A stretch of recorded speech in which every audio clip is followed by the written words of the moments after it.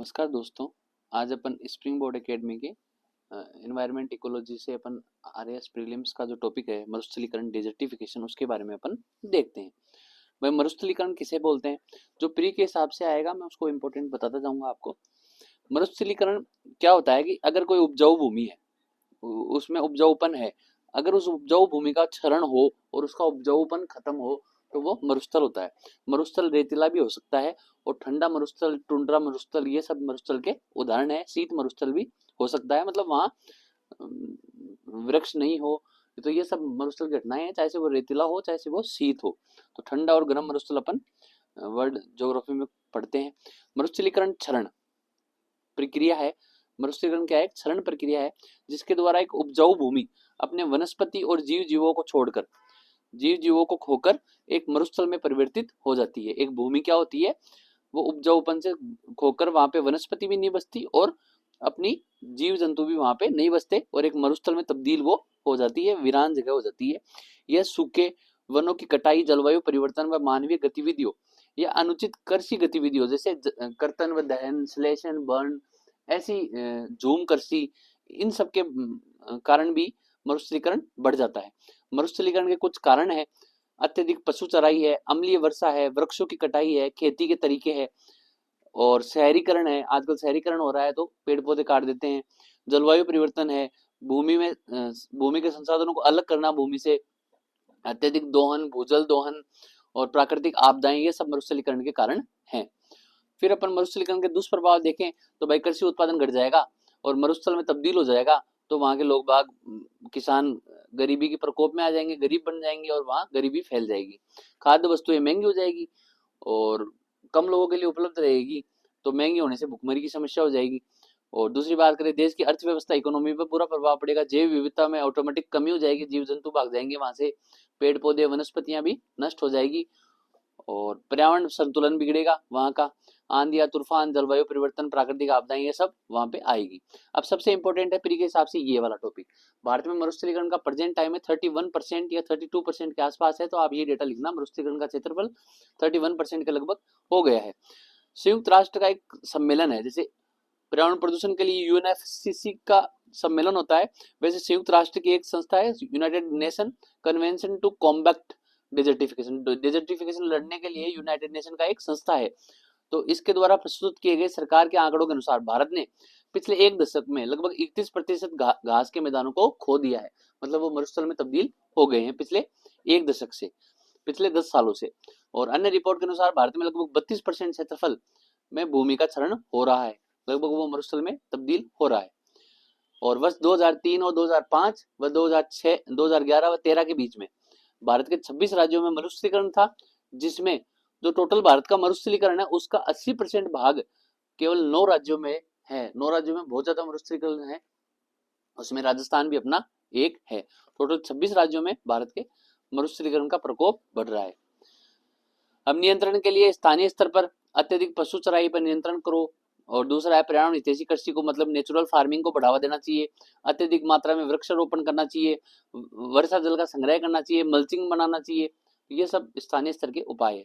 सरकारी क्षेत्र में तो इनमें कुछ आपको याद करने हैं, जैसे कमांड क्षेत्र विकास कार्यक्रम, ये जल संरक्षण के लिए है। एक कमांड क्षेत्र बनाया जाता है, उसमें जल को संरक्षण किया जाता है, उसको बचाकर मरुस्थलीकरण होने से रोका जाता है। ये 1974 में निकाला गया था, कमांड क्षेत्र विकास कार्यक्रम।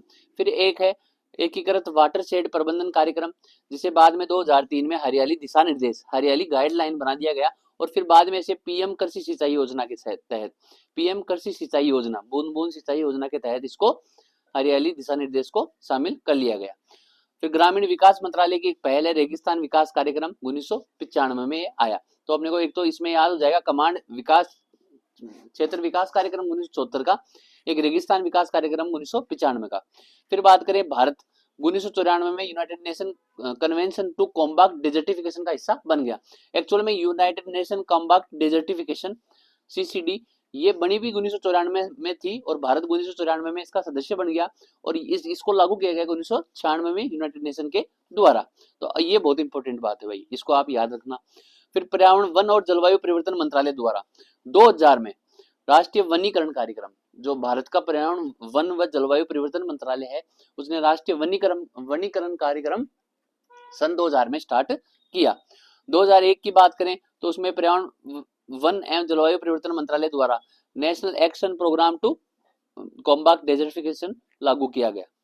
तो भारत का जो नेशनल प्लान है डेजर्टिफिकेशन रोकने के लिए 2001 में लागू किया गया और इसरो के द्वारा एक एटलस जारी किया गया मरुस्थलीकरण व भूमि क्षरण का, ये 2016 में जारी किया गया। अब मुख्य बात यह है कि United Nation convention to combat desertification UNCCD क्या है, इसका हाल ही में सम्मेलन कहाँ हुआ, ये क्वेश्चन प्री में आएगा मरुस्थलीकरण से। तो ये क्या है, एक अभिसमय है, ये एक अभिसमय है, कन्वेंशन है, कन्वेंशन को अभिसमय बोलते हैं। ये 17 जून 1994 को पेरिस में अंतिम रूप इसको दिया गया UNCCD को, और 17 जून को इसलिए हम मरुस्थलीकरण तथा सूखे को रोकथाम दिवस मनाए जाते हैं 17 जून को। ठीक है, याद रह जाएगा 17 जून 1994 को UNCCD की स्थापना हुई और ये UNCCD समझौता 1996 से लागू हुआ इसे लोकप्रिय बनाने के लिए। अब इसे लोकप्रिय बनाने के लिए जैसे हर एक वर्ष को दिवस मनाते हैं, जैसे 2006 का जो वर्ष था उसे डेजर्टिफिकेशन वर्ष के रूप में यूनाइटेड नेशन द्वारा बनाया गया। और यूनाइटेड नेशन की महत्वपूर्ण कोप हर 2 साल में आयोजित की जाती है। सबसे महत्वपूर्ण कोप 14 है जो भारत में आयोजित की गई, ये बहुत इंपॉर्टेंट है। कोप 14 नई दिल्ली में आयोजित की गई और इस समय कोप 14 के समय 2019 में नई दिल्ली में आयोजित की गई। उसका थीम था restore land sustain future, restore land and sustain future उसकी थीम रखी थी। फिर कोप 15 2022 में आबिद जान कोटेड डी आइवरी में आयोजित की गई। सबसे इंपोर्टेंट इसमें यह है कोप 16 हाल ही 2024 में रियाद सऊदी अरब, भाई वहां एक्चुअल में मरुस्थल है तो वहीं पे आयोजित की गई मरुस्थलीकरण के लिए। उसका थीम भी आपको याद रखना है, अवर लैंड अवर फ्यूचर। तो मरुस्थलीकरण आपको याद हो जाएगा। कुछ मुख्य बातें इसमें मुख्य बात यही है कि भाई एक तो UNCCD 1994 में 17 जून को बना और इसका एक कोप 16 बना था सऊदी अरब रियाद में, कोप 16 आयोजित किया गया, कोप 14 इंडिया में आयोजित किया गया। अवर लैंड अवर फ्यूचर लास्ट इसकी थीम थी। फिर बात करें वनों उन्मूलन की, तो वन उन्मूलन क्या होता है, वनों की कटाई होती है, उसके कारण ही मरुस्थलीकरण होता है। वनों की कटाई को मानवीय सुविधा के लिए वनों को लोग काट देते हैं, बड़े पैमाने पर पेड़ों को हटाने की प्रक्रिया को वनोन्मूलन कहते हैं। यह गंभीर पर्यावरण चिंता का विषय, मानवीय कारक ज्यादा प्रभावी है इसमें, क्योंकि इसका परिणाम जैव विविधता की क्षति होता है, प्राकृतिक आवास को नुकसान पहुंचता है, जल चक्र में अनियमितता होती है, भूमि क्षरण बढ़ता है जिससे मरुस्थलीकरण बढ़ता है, जलवायु परिवर्तन भी होता है। निर्वनीकरण से उष्मीकरण तथा जलवायु परिवर्तन में वृद्धि होती है, तो पृथ्वी का टेम्परेचर वो बढ़ता जाता है। इसके कारण क्या है, प्राकृतिक कारण ज्वालामुखी, तूफान, बाढ़, अन्य प्राकृतिक आपदाएं, पेड़ों को नष्ट करने वाले परजीवी, जंगल की आग, बिजली, प्राकृतिक घटनाएं। अब लेकिन मानवीय कारण बहुत बड़े हैं।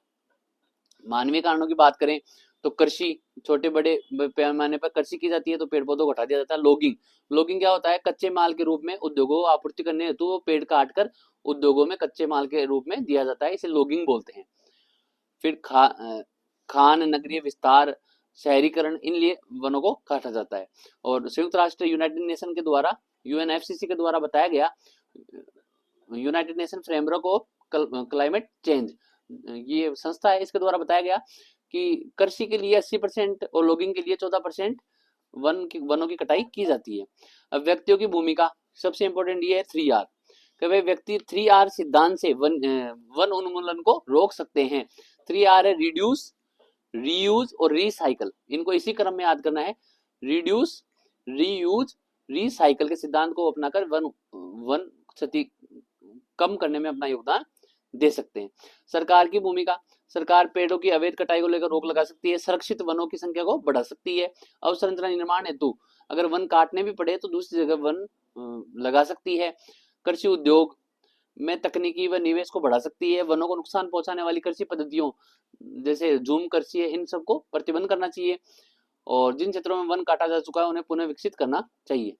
अब ये सबसे इंपॉर्टेंट संस्था है UNFCCC, यूनाइटेड नेशन, इसका एक प्रोग्राम है United Nation programme on reduce emission from deforestation and forest degradation. भाई फॉरेस्ट डिग्रेडेशन हो रहा है और डिफोरेस्टेशन से जो गैस निकल रही है, जो टेम्परेचर बढ़ रहा है, उसको रिड्यूस करने के लिए UNFCCC का प्रोग्राम है और ये बाली एक्शन में तैयार हुआ है। बाली कहाँ है, इंडोनेशिया में है और 2008 से वनों को बढ़ावा देने का कार्य शुरू है। इसका मुख्यालय जिनेवा स्विट्जरलैंड में है। और वैश्विक वनीकरण निर्वनीकरण शपथ, ये शपथ ली गई यूएनएफसीसी का जो कोप 26 हुआ था ना ग्लासगो में, कहाँ हुआ था, ग्लासगो में, उसमें ऐसे शपथ ली गई जिसमें विश्व के 100 देश वर्ष 2030 तक निर्वनीकरण को रोकने के लिए कार्य करेंगे। और यह शपथ न्यूयॉर्क घोषणा का ही विस्तार है। तो ग्लासगो में भी निर्वनीकरण करने के लिए शपथ ली गई, और एक ये डिफोरेस्टेशन डिग्रेडेशन का प्लान है। तो मरुस्थलीकरण और वनीकरण में इतना ही है। धन्यवाद।